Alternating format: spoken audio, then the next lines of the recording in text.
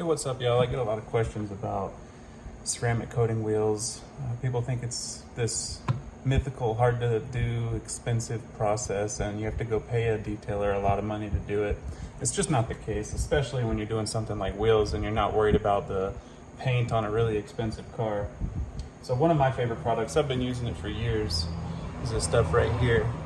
Seaquartz Ceramic UK. This is 3.0. I've been using it since the original. And what we have here is a set of wheels that have been, I already put one coat on, I'm putting a second coat on. But basically you just put a little bit on your applicator that comes with the coating. Get it around. I mean, they come with a little sponge and stuff that you can use for big, wide, flat surfaces. But I find that when you're doing wheels, it's better to just have your gloves on, of course, and use the applicator. That way you can just use your fingers to spread it in inside all the grooves. So I'm doing this real quick. And then another thing is, if you're coating wheels, or if you're buying wheels and you're planning on coating wheels or cleaning wheels, if you're like me and you're obsessed with wheels, you definitely want to get one that's like an easy style to clean. Don't go get something with a lot of intricate designs or spokes. If you just want to keep it protected and clean, something simple like these that are going on my Tundra. These are from FN Wheels. Something simple, easy to coat, easy to clean.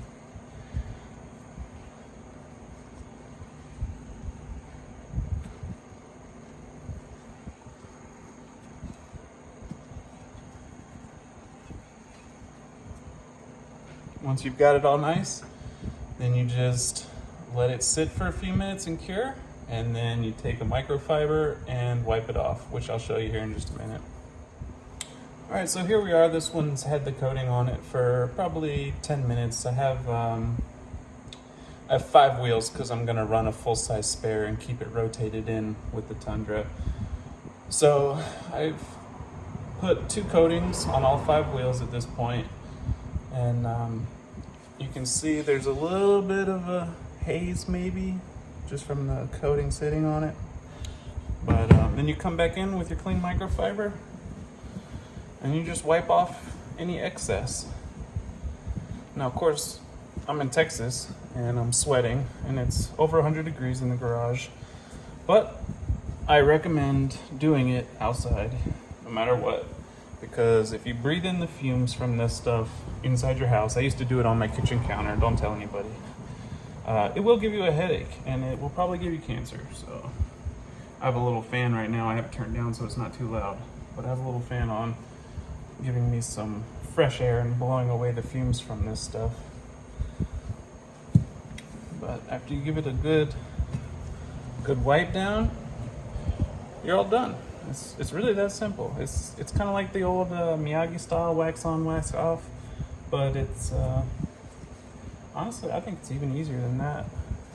People just get so paranoid. I mean, some of the old ceramic coatings back in the day were a lot harder to work with, but there's so many good coatings out there right now. Like this is the one I use on paint, but there's also some that are made specifically for wheels.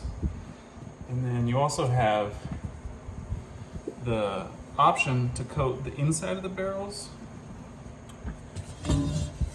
but I don't. So the reason I don't is because when you coat something, adhesives don't stick to it as well.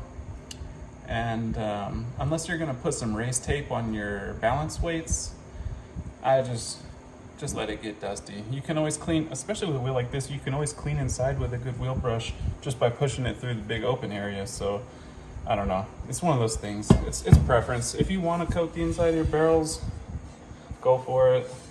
If you're gonna track it, or even if you're gonna off-road it, whatever, you should probably put some race tape on the weights just to be safe. And that's it for now. All right, so there you have the finished product. 2 coats of ceramic on all 5 wheels. No center cap on my 5th because it's gonna be in the spare location.